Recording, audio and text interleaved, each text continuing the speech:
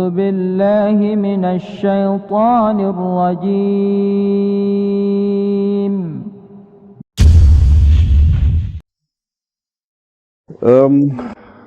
Setelah Muawiyah lalu diteruskan oleh Yazid, kemudian oleh Muawiyah yang kedua hanya dalam beberapa bulan saja. Setelah itu pucuk pimpinan khalifah dari dinasti Muawiyah diteruskan oleh Marwan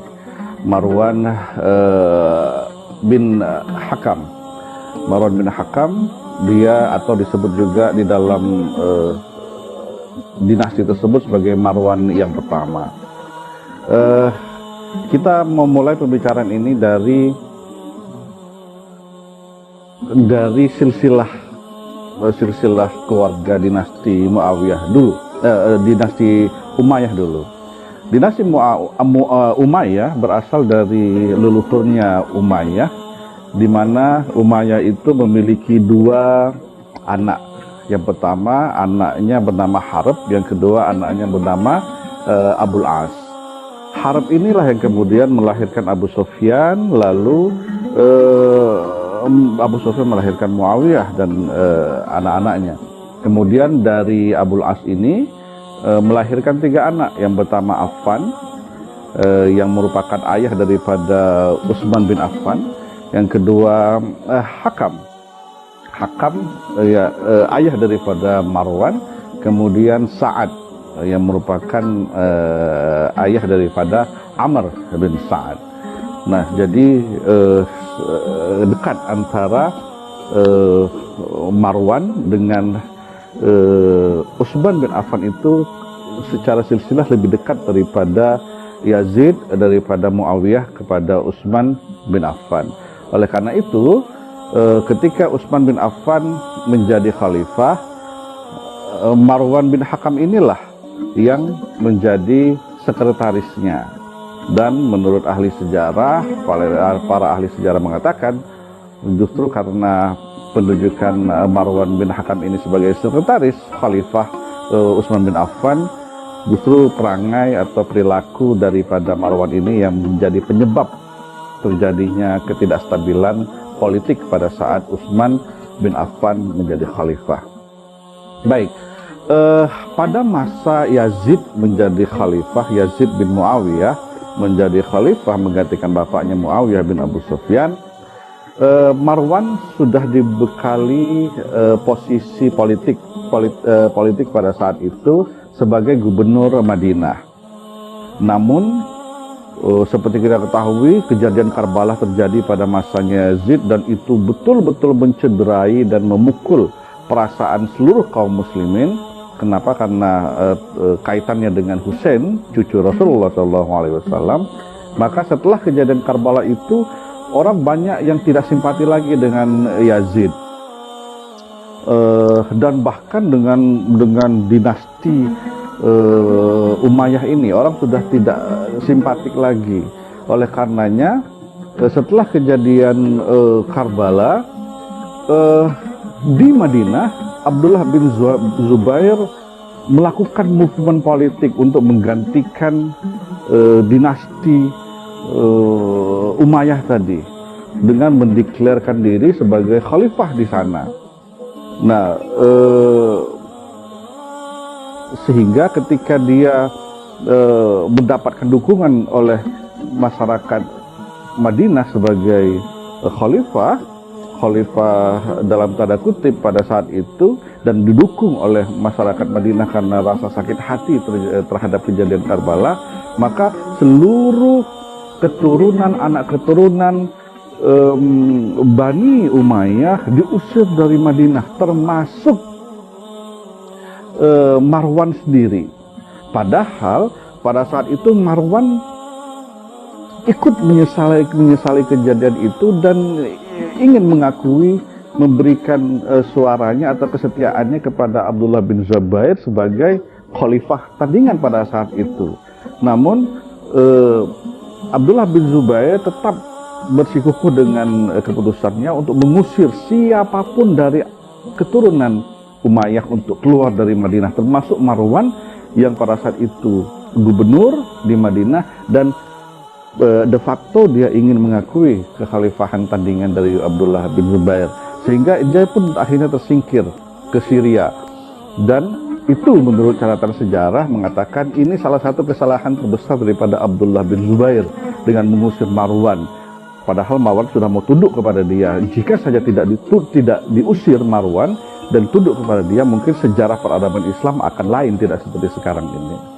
Nah, balik lagi kepada Muawiyah yang kedua, ketika beliau sakit-sakitan dan tidak siap menjabat sebagai khalifah dan hanya dalam beberapa bulan kemudian mundur sebagai khalifah, kekosongan pimpinan itu ternyata membuat politik kacau di kekuasaan daerah-daerah, seluruh daerah-daerah kekuasaan Islam, termasuk di dalamnya kekacauan di Madinah, di Mekah dan lain sebagainya. Apalagi rasa sakit hati terhadap kejadian Kabalah itu masih ada. Oleh karenanya dengan kekacauan politik itu terjadi perpecahan kekuasaan. Gubernur Irak yang pada saat itu dijabat oleh Ubaidillah bin Ziyad, Ubaidillah bin Ziyad mendeklar sebagai khalifah. Di lain pihak di Hijaz, seperti tadi yang kita sebut, di Hijaz itu adalah daerah yang termasuk Makkah dan Madinah. Abdullah bin Zubair mendeklarkan diri sebagai khalifah, sehingga terjadi perpecahan kekuasaan di situ dan kekuasaan kosong karena Muawiyah kedua sudah mundur. Nah, dan yang menjadi masalah adalah ketika bulat suara di Makkah dan Madinah untuk mendukung Abdullah bin Zubair, namun ketika kekuasaan itu dideklar oleh Ubaidillah bin Ziyad di daerah Syria, ternyata Syria juga terpecah menjadi dua, yaitu bagian utara mendukung Abdullah bin Zubair sebagai khalifah dan bagian selatan mendukung Ubaidillah bin Ziyad sebagai khalifah, terpecah. Dan lagi di bagian selatan daripada Syria itu juga tidak kuat karena di bagian Kufah justru orang-orang mendukung Abdullah bin Zubair sebagai khalifah. Oleh karenanya untuk menguasai seluruh Syria, Damaskus Syria, maka Ubaidillah bin Ziyad mengirim utusan kepada penduduk Kufah untuk menyatakan kesediaannya, membujuk mereka menyatakan kesetiaannya kepada Ubaidillah bin Ziyad, bukan kepada Abdullah bin Zubair yang berkedudukan di Madinah. Nah, terjadi penolakan. Warga Kufah sakit hati terhadap perlakuan cucu Rasulullah di Karbala, sehingga mereka tidak mau mengakui Ubaidillah bin Ziyad sebagai khalifah. Dan kemudian kaum Khawarij yang masih ada sisa-sisanya di Kufah itu melakukan perlawanan dan melakukan perlawanan di Damaskus, dan kemudian dia melakukan perlawanan terhadap Ubaidillah bin Ziyad, dan Ubaidillah bin Ziyad pun akhirnya mundur dan melarikan diri ke Syria, ya, melarikan diri ke Syria. Nah, sehingga semakin besar kekuatan atau dukungan yang diberikan kepada Abdullah bin Zubair, karena orang Kufah, Damaskus juga akhirnya secara utuh bulat memberikan kepercayaannya, kesetiaannya kepada Abdullah bin Zubair di Madinah sebagai khalifah. Nah, akhirnya sampai di Syria, Ubaidillah bin Ziyad di Syria sendiri, di situ ada dua suku besar, yaitu suku Kalab dan suku Qais. Suku Kalab mereka suku Qais mereka mendukung Ubaidillah bin Ziyad sebagai khalifah pada saat itu. Namun suku Kalab terbagi dua. Ada yang mendukung Abdullah bin Zubair sebagai khalifah. Kalau Quraisy tadi utuh mereka mendukung Abdullah bin Zubair sebagai khalifah, namun di Kalab itu terbagi dua, ada yang mendukung Marwan, nah, ada yang mendukung Khalid, dan juga ada yang mendukung Abdullah bin Zubair. Sehingga menurut kalkulasi Abdullah bin Ziyad yang lari dari Damaskus tadi itu, dia melihat bahwa ini akan tergerus ini kekuasaan yang sebenarnya, sehingga semuanya nanti akan beralih kepada Abdullah bin Zubair. Itu dikhawatirkan oleh Abdullah bin Ziyad, sehingga dia pikir dengan ini akan terjadi berakhirnya kekuasaan Bani Umayyah, sehingga ia mencoba untuk merangkul seluruh keluarga Bani Umayyah yang tadi diusir dari Madinah ke Syria, termasuk di dalamnya Marwan, Khalid bin Yazid dan sebagainya, untuk berkumpul melakukan konferensi rapat besar. Di situ Ubaidillah mengatakan kepada seluruh Bani Umayyah yang ada, jangan sampai kekuasaan jatuh kepada Abdullah bin Zubair. Kekuasaan khilafah ini harus tetap berada di tangan Bani Umayyah. Dan mereka setuju.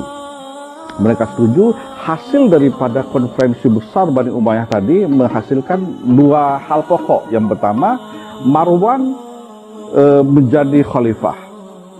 Pada saat itu Marwan bin Hakam menjadi khalifah. Ketika Marwan nanti lengser, maka akan diteruskan oleh Khalid bin Yazid, anaknya Yazid. Kemudian setelah Khalid bin Yazid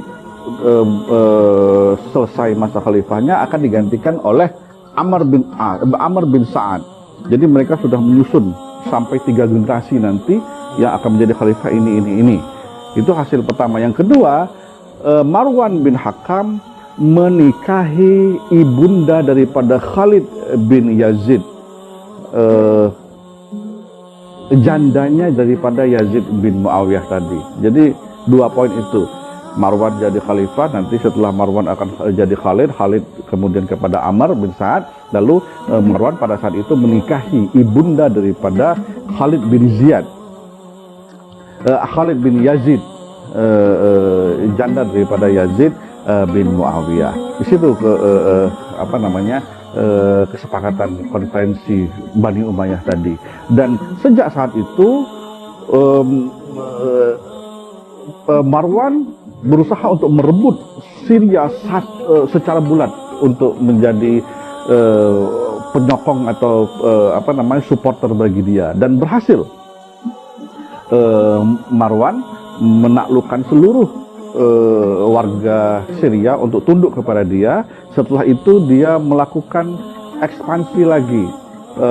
Karena suara-suara di daerah lain masih banyak yang mendukung Abdullah bin Zubair, maka dia mencoba untuk merebut suara yang ada di Mesir. Ketika mereka menyerbu Mesir, dibagi dua, tentara dibagi dua, satu di bawah pimpinan Marwan sendiri, dan satu batalion tentara yang lainnya dipimpin oleh Amr bin Sa'ad. Mereka berhasil kemudian menundukkan Mesir, dan Mesir akhirnya tunduk kepada Marwan dan mengakui Marwan sebagai khalifah. Dan dari situ mereka mulai bergerak menuju Madinah, yang rencananya rencananya adalah Madinah dikuasai, kemudian Mekah dikuasai, sehingga selesai sudah 2 kunci dari daerah itu dikuasai. Dengan harapan seperti itu. Tapi ketika mereka dari Egypt, dari Mesir turun mencoba untuk menguasai Madinah, tentara tersebut, mereka kalah, tidak berhasil menguasai Madinah, sehingga Madinah tetap dengan Abdullah bin Zubairnya, Makkah tetap dengan Abdullah bin Zubairnya. Intinya dari kekuasaan Marwan bin Hakam yang cuma 1 tahun ini, tidak panjang kekuasaan terbelah. Yang banyak terjadi adalah perang saudara antara Muslim dengan Muslim, merebut kursi khilafah tadi itu, sehingga tidak ada progres apapun selama 1 tahun di masa kepemimpinan Marwan bin Hakam. Yang terjadi justru banyak perang saudara. Marwan bin Hakam sendiri wafat pada tahun 685 Jadi cuma 1 tahun dia sebagai khalifah, dan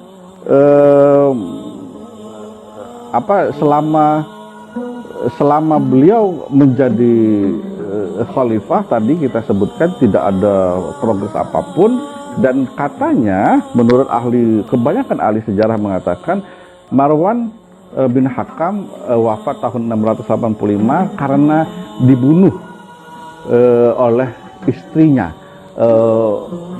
Fakhita, yang merupakan ibunda daripada Khalid bin Yazid tadi. Kenapa demikian? Karena ternyata yang tadi kesepakatan bahwa setelah Marwan maka yang jadi Khalifah Yazid, Khalid, kemudian yang menjadi khalifah setelah Khalid adalah Amr bin Sa'ad. Ketika Marwan memimpin dan di tengah-tengah kepemimpinan Marwan, dia melanggar kesepakatan itu dengan membuat putra mahkota baru, yaitu setelah dia nanti maka yang akan menjadi khalifah selanjutnya adalah Abdul Malik bin Marwan, anaknya. Setelah Abdul Malik bin Marwan menjadi khalifah, penerusnya adalah Abdul Aziz bin Marwan. Jadi yang tadinya itu khalifah itu diberikan kepada Khalid bin Yazid, kemudian kepada Amr, dirubah oleh Marwan menjadi kepada Abdullah bin Malik dan Abdul Aziz. Nah, inilah yang kata ulama, kata para ahli sejarah, karena perubahan itu akhirnya ibunda daripada Khalid bin Yazid ini sakit hati, yang kebetulan ia dinikahi juga oleh Marwan. Akhirnya Marwan dibunuh oleh dia dengan cara dibekap, dicekek sampai tidak kehabisan nafas dan mati. Para